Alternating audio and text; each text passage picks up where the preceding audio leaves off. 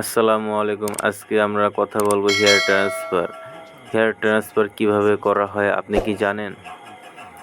যাদের মাথায় আস্তে আস্তে চুল পড়ে যাচ্ছে, ঘন পাতলা হয়ে যাচ্ছে, এই চুলগুলো মাথার শিকড় থেকে যাদের ঝরে গেছে একেবারেই, যাদের আর কোনো সম্ভাবনা নেই চুল ওঠার, তাদের জন্য হেয়ার ট্রান্সফার। ভয় পাওয়ার কোনো কারণ নেই। এটা জাস্ট ছোট একটি অপারেশন, কোনো অপারেশন নাই বলে চলে। এটা শুধু মাথা মেশিনের সাহায্যে পিছন থেকে চুলগুলো নেওয়া হয়। তারপর আপনার যেখানে চুলগুলো পড়ে যায় সেখানে চুলগুলো বুনে দেওয়া হয়।